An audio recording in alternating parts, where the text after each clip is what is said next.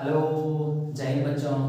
I hope and believe कि आप लोग बहुत अच्छे होंगे और बहुत अच्छे से पढ़ाई कर रहे होंगे।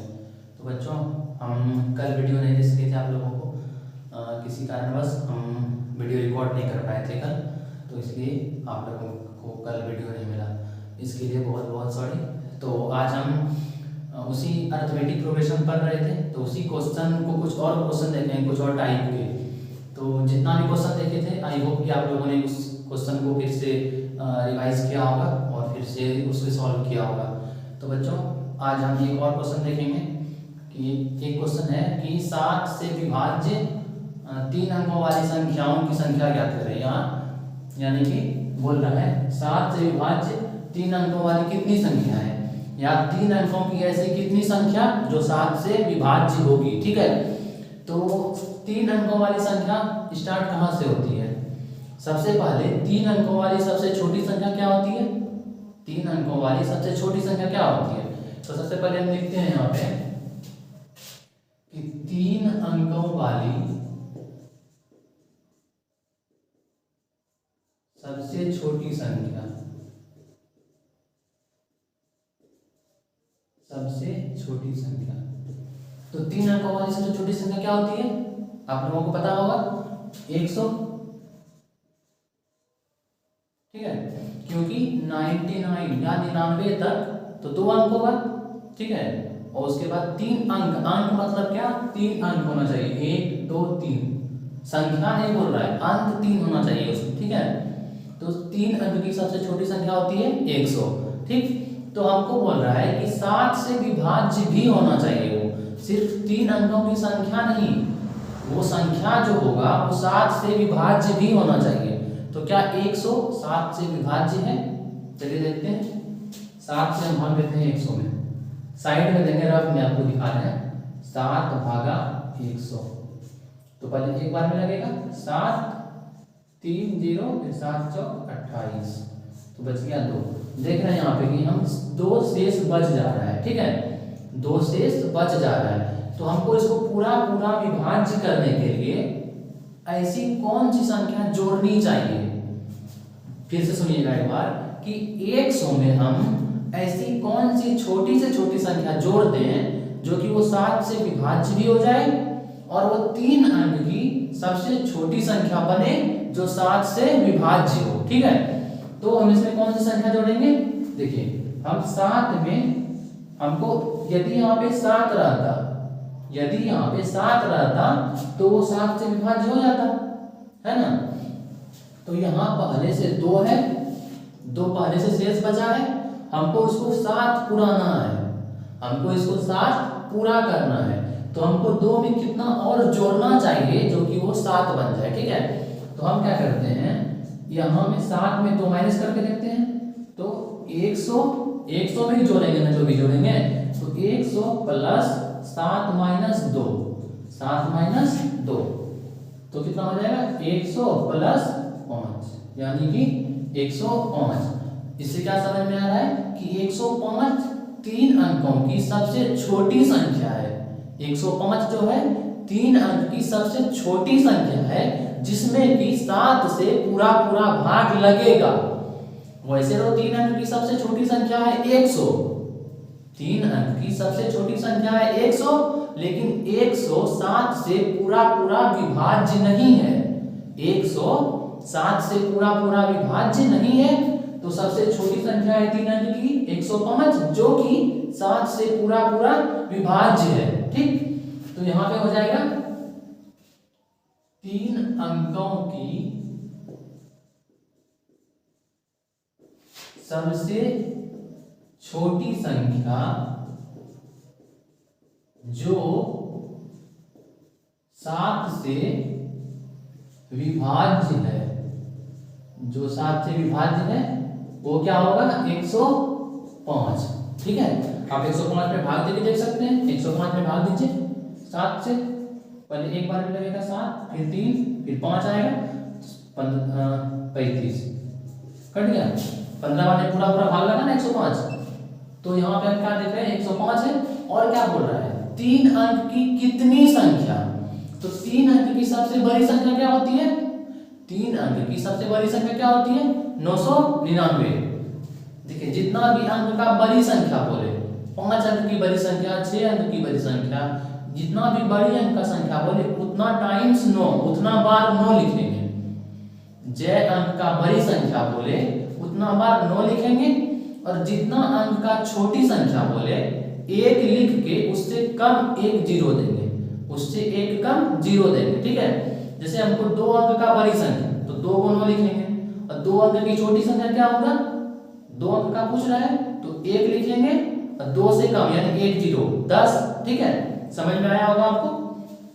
तो आप देखिए छोटी संख्या तो हो गया, अब बड़ी संख्या लिखते हैं। अब 3 अंक की बड़ी संख्या, सबसे बड़ी संख्या, 3 अंक की सबसे बड़ी संख्या क्या होगा, 3 गुण 9 या 3 टाइम्स 9 है ना, तो 9 9 9 999। अब क्या हमको ये भी देखना है कि सबसे बड़ी संख्या भी होना चाहिए और 7 से विभाज्य भी होना चाहिए। तो क्या 999 7 से विभाज्य है, चलिए चेक करते हैं। 7 से भाग देते हैं 999 में, 999 तो एक बार में लगेगा 7 2 28 1 9 7, चलो 5 देख रहे हैं यहाँ पे हमकी 5 शेष बच जा रहा है, 5 जो है शेष बच जा रहा है। तो हमको इस 999 में पूरा भाग नहीं लगा, 5 शेष बच जा रहा है। अब यदि हम 999 में 5 घटाते हैं, अब यदि हम 999 में कुछ भी ऐड करते हैं तो वो 3 अंक की संख्या नहीं रहेगी। यदि हम 999 में 1 भी ऐड कर देंगे यानी 1 भी जोड़ देंगे तो वो 4 अंकों वाली संख्या बन जाएगी। तो हमको क्या करना पड़ेगा, अब कुछ भी माइनस करना पड़ेगा, तभी तो वो 3 अंक की संख्या बचेगी ना। तो हम 999 में 5 घटा देंगे तो पूरा भाग लग जाएगा, है ना। तो कितना बच जाएगा 994, इस 5 को घटा देंगे, 999 माइनस 5 तो कितना हो जाएगा 994। ठीक है, अब देखते हैं क्या 994 7 से विभाज्य है, 7 से भाग देते हैं तो 7 2 9 4 28 1 4, 142 वाला पूरा भाग लग गया, 142 वाला पूरा भाग लग गया। तो इससे क्या पता चलता है कि 3 अंक की सबसे बड़ी संख्या, 3 अंक की सबसे बड़ी संख्या जो 7 से पूरा विभाज्य है, जो कि 7 से पूरा विभाज्य है, वो कौन सी संख्या होगी 994। ठीक है, तो यहां हम लिखेंगे 3 अंक की सबसे बड़ी संख्या कॉमा जो 7 से विभाज्य है, जो 7 से विभाज्य है, वो क्या हो जाएगा 994। ठीक है, 994 इधर रख है ये। अब देखते हैं, देखिए हमको क्या निकालना है, कितनी ऐसी संख्या है जो कि 7 से 3 अंक की ऐसी कितनी संख्या जो 7 से पूरा विभाज्य है। ठीक है, जो 7 से पूरा विभाज्य है। तो हम यहाँ देख रहे हैं सबसे पहला संख्या जो है 3 अंक का वो है 105, और सबसे अंतिम संख्या जो है 3 अंक का वो है 994। ठीक है, तो हम यहाँ देख रहे हैं, इसलिए ये क्या हो जाएगा, ये क्या हो जाएगा, ये मतलब क्या फर्स्ट टर्म पहला पद, ये क्या हो जाएगा 105, ये हो जाएगा 105। ठीक है, और डी सार्वंतर, डी कितने का अंतर होगा, मतलब प्रत्येक संख्या के बीच में कितने का अंतर होगा। आपको तो ये पता चल रहा होगा, जो कि 7 का जैसे पहाड़ा है तो 7 के पहाड़े में कितने का अंतर रहता है, 7 का, 2 लगातार संख्याओं के बीच 7 का अंतर रहता है। तो यहाँ भी हमको 7 से विभाज्य चेक करना है, 7 से विभाज्य चेक करना है, तो प्रत्येक का सार्वंतर कितना होगा 7। ऑब्वियसली ये बात है कि डी कितना हो जाएगा 7। ठीक है, और यहाँ पे हमको 994, ये क्या है, ये 3 अंक की अंतिम ऐसी संख्या है जो कि 7 से पूरा विभाज्य होगा। तो ये क्या हो जाएगा an यानी अंतिम पद। तो an बराबर क्या हो जाएगा 994। ठीक है, हमको निकालना है क्या n, हमको क्या निकालना है n, तो n बराबर वाट लिख लीजिए, n बराबर वाट। ठीक है, तो अब हम कौन सा फॉर्मूला लगाएंगे यहाँ पे, हम फॉर्मूला लगाएंगे an बराबर। ठीक है, तो यहाँ लिखेंगे चूंकि an बराबर a plus n minus 1 into D, तो an मेरा क्या है, an है 994, तो an बराबर हो गया 994 बराबर a क्या है 105, तो लिखते हैं 105 प्लस n माइनस n, तो हमको निकालना है, n तो मालूम नहीं है हमको, तो n की जगह n लिखेंगे, n minus 1 into D, D क्या है मेरा 7, सारवंतर 7 है ना, तो डी बराबर 7 हो जाएगा यहाँ पे। ठीक है, अब इसको सॉल्व करते हैं। देखिए हमको जिस भी मतलब यदि कोई भी समीकरण में यदि अचर पद कहीं दिख जाए, हमको यहाँ अचर पद क्या दिख रहा है n, तो उसको क्या करते हैं एक तरफ करने का कोशिश करते हैं और बाकी जो संख्या है उसको एक तरफ करते हैं। अकेला करिए सबसे पहले, जो भी जिसका भी मान निकालना है उसको अकेला कीजिए। ठीक है, तो यहाँ पे हमको n का मान निकालना है, तो n को अकेला करेंगे। ठीक है, तो देखिए यहाँ 105 क्या है प्लस में, तो इस तरफ करेंगे क्या हो जाएगा माइनस में, तो 994 माइनस 105 बराबर इधर क्या बच जाएगा n minus 1 into 7, n minus 1 into 7। ठीक है, अब 994 में 105 को घटाना है, 994 में 105 को घटाइए, कितना बच जाएगा 9 8 और 889। ठीक है, तो 889 बराबर क्या हो जाएगा n माइनस 1, 889 बराबर n माइनस 1 इंटू 7। ठीक है, 889 बराबर n माइनस 1 इंटू 7। अब देखिए ये 7 जो है n माइनस 1 में गुना हो रहा है, 7 n माइनस 1 में गुना हो रहा है, तो इधर क्या हो जाएगा भाग, तो यहाँ लिखेंगे 889 बटे 7 बराबर n माइनस 1। ठीक है, अब 7 से भाग लेंगे, तो 7 से भाग लेंगे कितना बार भाग लगेगा, आप भाग लेके चेक कर सकते हैं अलग में, तो क्या बार लगेगा 1, 7 से भाग लेते हैं 889, 1 7 18, तो 2 14 4 9 127, 127 बराबर n माइनस 1। अब देखिए इधर है माइनस 1, तो इधर क्या हो जाएगा प्लस 1, क्या हो जाएगा 127 प्लस 1 बराबर n, तो n का मान क्या निकल गया 128। ठीक है, n का मान क्या निकला 128, तो 3 अंक की ऐसी कितनी संख्या हुई 128। यहाँ हम एक लाइन लिख देंगे, अतः 7 से विभाज्य 3 अंकों की संख्या बराबर कितना निकला 128। आई होप कि आपको ये समझ में आया होगा। अब इसी तरह यदि हमको पूछे कि 5 अंक की कितनी संख्या है, या 5 अंक की कितनी संख्या है, तो इसी तरह करेंगे। और यदि हमको बोले किसी से भी विभाज्य दे दे, बोले 5 से विभाज्य हो, 4 से विभाज्य हो, 11 से विभाज्य हो, तो हम उसको इसी तरह चेक करके लिखेंगे। ठीक है, तो आई होप कि आपको ये ये क्वेश्चन समझ में आया होगा, तो आप इसको नोट कीजिए। तो बच्चों आई होप कि आप लोगों को पिछला वाला क्वेश्चन समझ में आया होगा। तो बच्चों चलिए एक और क्वेश्चन देखते हैं हम। अब एपी का योग देखेंगे हम कैसे निकालते हैं।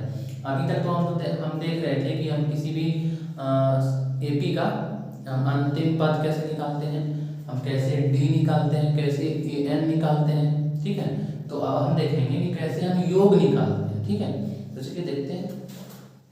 सबसे एक क्वेश्चन है कि 25, 28 और 31 यहाँ 31 और 100। ठीक है, क्या क्या किया हुआ है 25, 28, 31 और बीच में भी कुछ और पद है और अंतिम पद है 100। इसका आपको बोल रहा है योग निकालने के लिए। ठीक है, तो हम योग कैसे निकालेंगे, चलिए देखते हैं। सबसे पहले हमको क्या देख रहे हैं यहाँ पे कि 100 दिया हुआ है, मतलब 100 क्या है।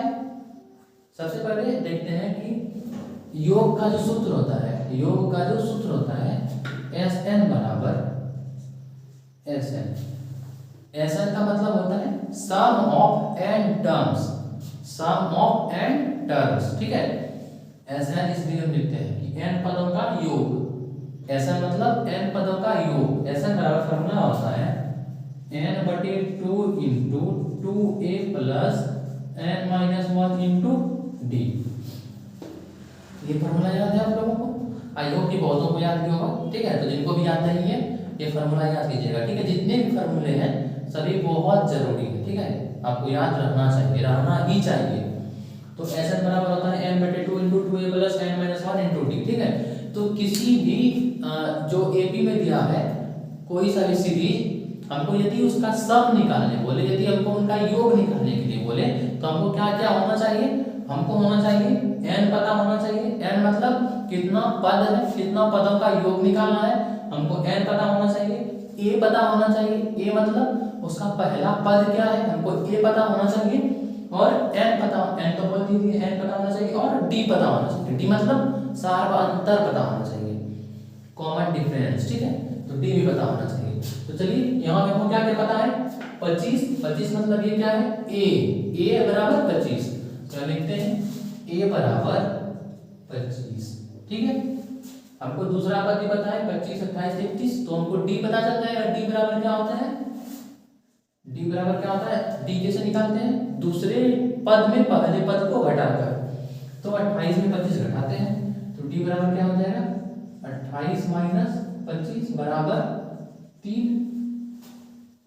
d 3 हो गया, ऊपर देखिए पता चल रहा है d 3 होगा।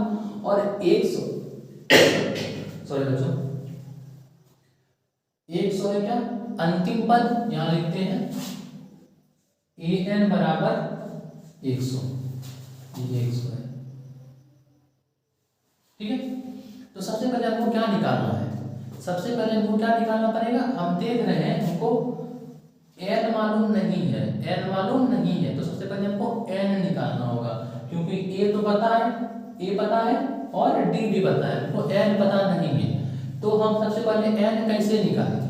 यदि हमको इस तरह का क्वेश्चन दिया हो, आखिरी पद दिया हो या अंतिम पद दिया हो और हमको सम निकालने के लिए बोले, हमको योग निकालने के लिए बोले, तो सबसे पहले हम n निकालेंगे, सबसे पहले हम n निकालेंगे। तो n कौन सा फॉर्मूला से निकलेगा?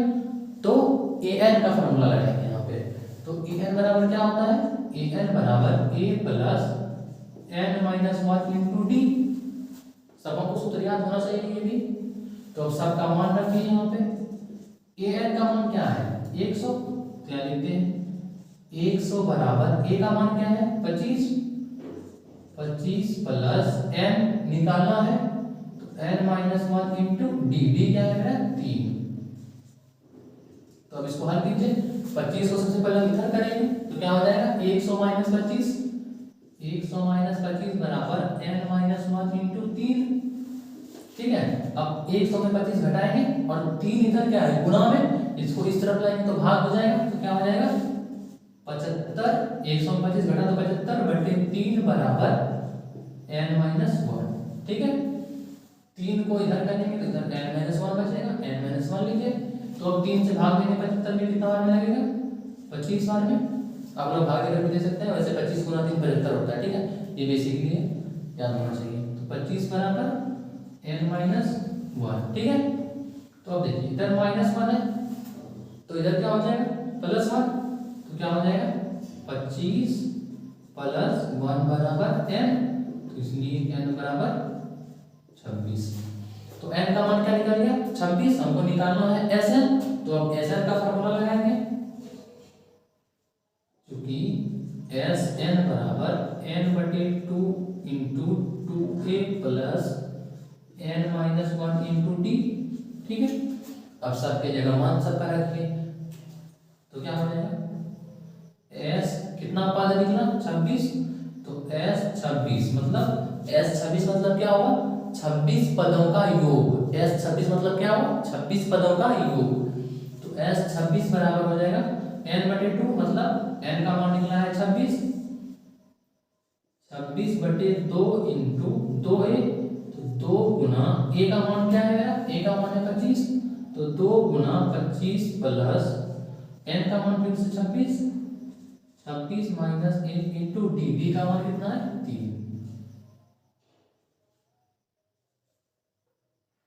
यहाँ पे छोटी ब्रैकेट है, ठीक है।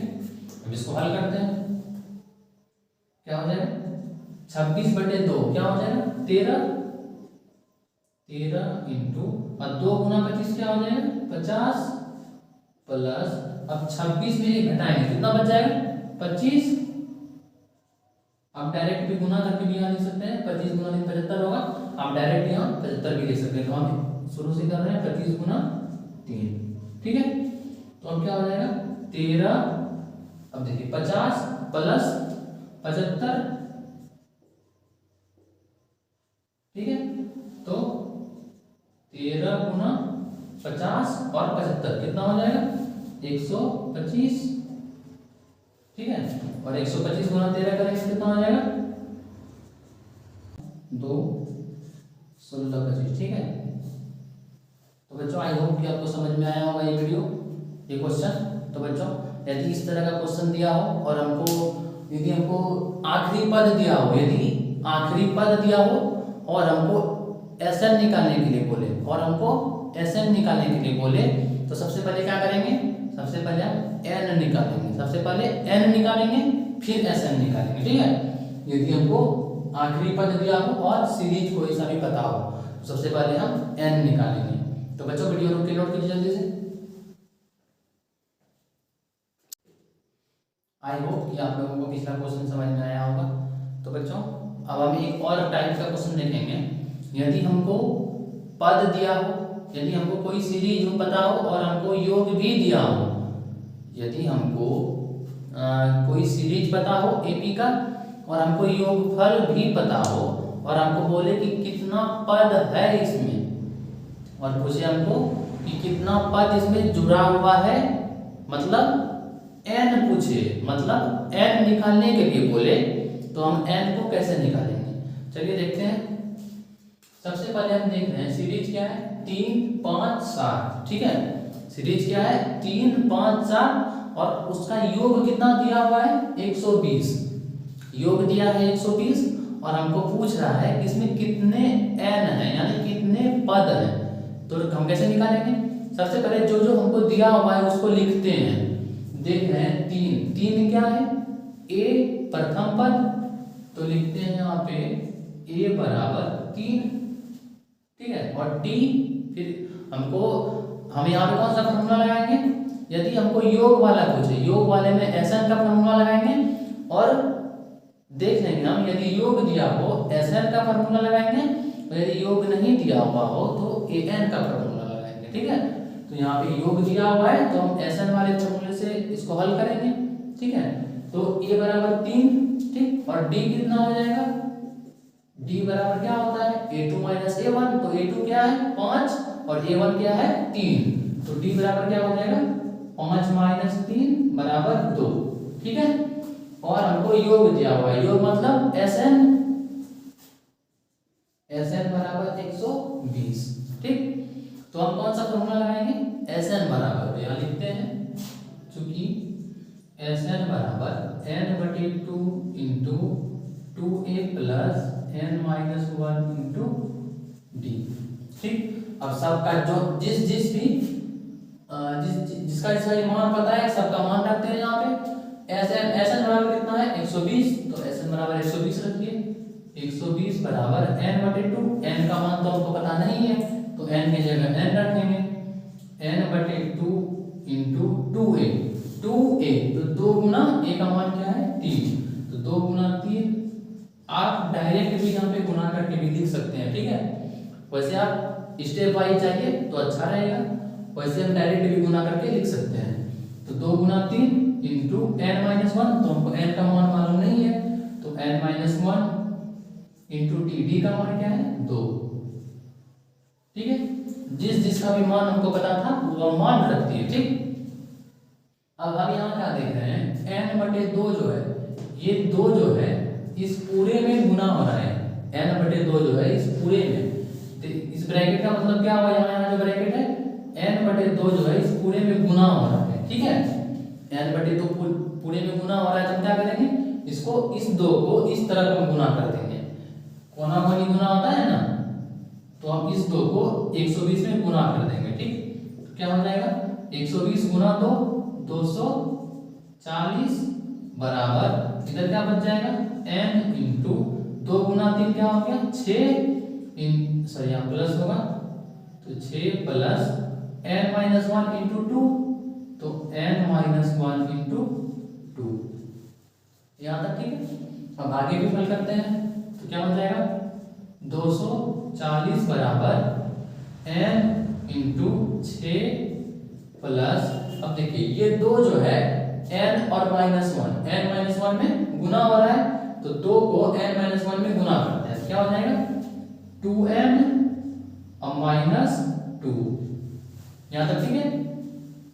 अब देखिए यहाँ +6 और -2, +6 और -2 इस दोनों को सॉल्व करेंगे तो क्या हो जाएगा, इधर हो जाएगा 240 बराबर n इंटू 6 और -2 क्या हो जाएगा 4 + 2n। यहाँ तक ठीक है। अब क्या है कि n इस पूरे में भी गुना हो रहा है तो इस n को इस पूरे में गुना करते हैं तो क्या हो जाएगा 240 बराबर n गुना 4 क्या हो जाएगा 4n + 2n इंटू n, ये 2n गुना n क्या हो जाएगा 2n स्क्वायर। ठीक है 2n स्क्वायर। यहाँ तक ठीक है। अब हम क्या करते हैं इस 240 को इस तरफ कर देते हैं। यहाँ पे हम क्या देख रहे हैं, यहाँ पे क्या देख रहे हैं कि एक गुणनखंड बन रहा है। ये कैसे हल होगा, गुणनखंड से हल होगा। ठीक है, तो हम क्या करते हैं इस 240 को उस तरफ कर देंगे तो क्या बच जाएगा इधर 0, तो इधर क्या बच गया 0 बराबर, यहाँ इसको 2n स्क्वायर को जिसका पावर अधिक है उसको पहले लिख देते हैं तो 2n square plus 4n minus इधर प्लस 220 सॉरी प्लस 240 तो उधर -200 हो जाएगा 240। ठीक है, तो देखिए इसमें भी 2 कॉमन आ रहा है, पूरे में 2 कॉमन आ रहा है तो हम 2 कॉमन लेके हटा देते हैं तो क्या बच जाएगा इधर 0 बराबर 2 यदि कॉमन लेंगे तो क्या बच जाएगा n square plus 2n minus 120। 2 पूरे से कॉमन निकाल दिए। ठीक है, सब में 2 मल्टीप्लाई है, सभी में 2 मल्टीप्लाई है तो 2 हम कॉमन लेंगे। ठीक, तो अब यदि 2 इधर गुना हो रहा है तो इसको इस तरफ करेंगे तो क्या हो जाएगा भाग, तो इधर क्या बच जाएगा n स्क्वायर प्लस 2 माइनस 120 तो इसको पहले लिख देते हैं, इसलिए n square plus 2n minus 120 बराबर 0। यहाँ तक ठीक है।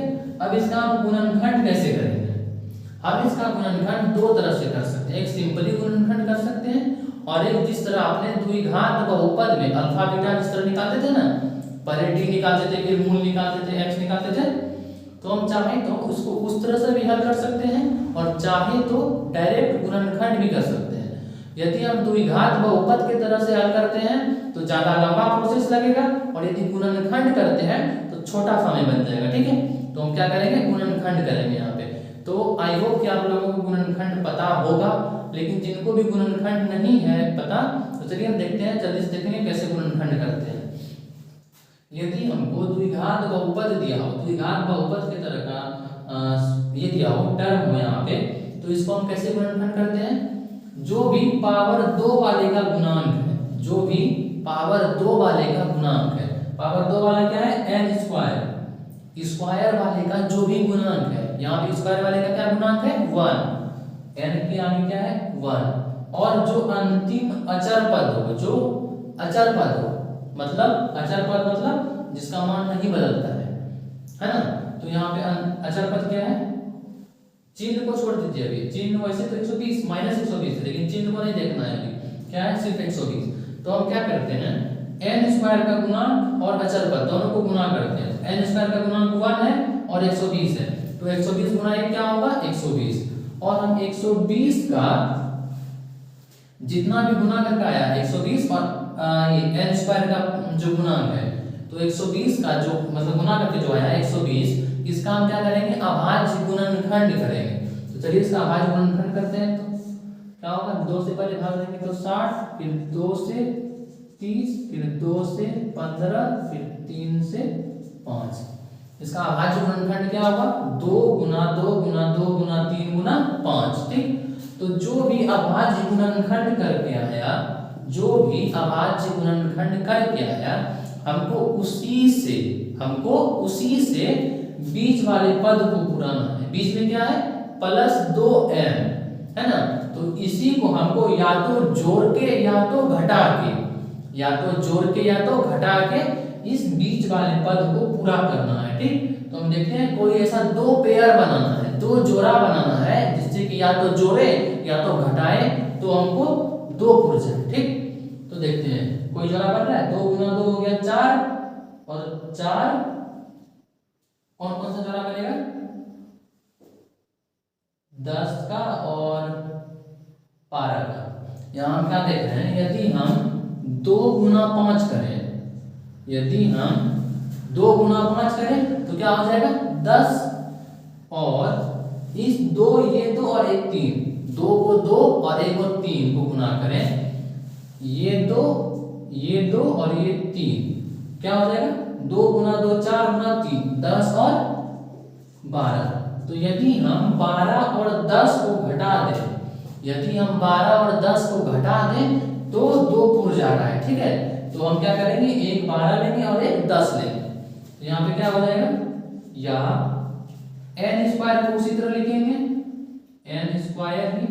अब देखिए हमको यहाँ पे पुराना है प्लस 2n, तो इसको कैसे लिखेंगे, plus 12n minus 10n, plus 12n minus 10n। यहाँ पे हमको चिन्ह का खास ध्यान रखना होगा, यहाँ पे हमको चिन्ह का प्लस माइनस का स्पेशली ध्यान रखना होगा। ठीक है, हमको यहाँ पे पुराना था प्लस 2, तो 12 में 10 घटाएंगे तो 2 पुर जाएगा। ठीक है, इस टर्म को हम ये तोड़ के लिखे प्लस 12n माइनस 10n, और अंतिम पद को भी उसी तरह लिख लेंगे, माइनस 120 बराबर 0। यहाँ तक ठीक है। अब देख रहे हैं इस दोनों में क्या कॉमन आ रहा है, इस दोनों में n स्क्वायर प्लस 12n में n कॉमन आ रहा है, तो इससे n कॉमन लेंगे, या n कॉमन लेंगे तो यहाँ क्या बच जाएगा n प्लस 12, और इस दोनों से माइनस 10 कॉमन आता है, तो माइनस 10 कॉमन लेते हैं, तो यहाँ क्या बच जाएगा n प्लस 12 बराबर 0। तो अब यहाँ से क्या मान निकलेगा, अब देखिए ये n प्लस 12 फिर से कॉमन आएगा, तो n प्लस 12 कॉमन आ गया, तो बचा इधर n माइनस 10 बराबर 0। तो यहाँ से n का 2 मान आएगा, तो एक मान क्या हो जाएगा, यहाँ लिखते हैं, एक हो जाएगा n प्लस 12 बराबर 0, और एक हो जाएगा n माइनस 10 बराबर 0। तो यहाँ से एक n का मान हो जाएगा n बराबर माइनस 12, इधर प्लस 12 है तो उधर माइनस 12 हो जाएगा, और यहाँ से n बराबर हो जाएगा 10, इधर माइनस 10 से उधर हो जाएगा प्लस 10। ठीक है, तो कोई भी पद क्या हो, ऋणात्मक मतलब निगेटिव में पद नहीं हो सकता है। कोई कैसे बोलेगा कि ये -2 पद है, -2 पद माइनस में होगा कभी नहीं, तो यहाँ पे लिखेंगे ऋणात्मक मान को छोड़ने पर, या यहाँ पे लिख देंगे अमान्य। ठीक है, यहाँ पे लिख देंगे अमान्य, यहाँ पे लिखेंगे ऋणात्मक मान को छोड़ने पर। ठीक है, तो n बराबर क्या हो जाएगा 10। ठीक, तो हम यहाँ क्या लिखेंगे n बराबर 10। आई होप कि आपको ये क्वेश्चन समझ में आया होगा। अब यदि हमको कोई भी पद एपी दिया हो और हमको योग दिया हो उसका, तो हम उसका n इसी तरह से निकालेंगे, उसका पद हम इसी तरह से निकालेंगे। आई होप कि आपको समझ में आया होगा, तो आप इसको नोट कीजिए और इस तरह के क्वेश्चन को इसी तरह सॉल्व करेंगे। ठीक है, तो चलिए जल्दी से नोट कीजिए इसको। तो बच्चों आई होप कि आपको पिछला क्वेश्चन समझ में आया होगा, और बच्चों आज का क्लास बस यहीं तक रखेंगे। तो इस तरह के जितने भी क्वेश्चंस होंगे, एपी के जितने भी क्वेश्चंस होंगे, आप उनको प्रैक्टिस कीजिए, जितने भी इंपॉर्टेंट सब क्वेश्चन आपको लग रहे हैं वो सब बनाइए और पढ़ते रहिए, क्योंकि आपका एग्जाम बहुत ही कम दिन बचा हुआ है। ठीक है, आप लोगों के पास लगभग 1 मंथ से भी कम टाइम है। तो बच्चे पूरे पढ़ते रहिए, 15 से 16 घंटे तक एकदम पढ़िए, क्योंकि आखिरी समय में यदि आप मेहनत नहीं करेंगे तो आपको फिर बाद में बहुत पछतावा होगा, क्योंकि काश अंतिम में पढ़ लिए होते तो थोड़ा अच्छा हो जाता। तो बच्चों पढ़ते रहिए, मिलते हैं अगले वीडियो में, तब तक के लिए धन्यवाद।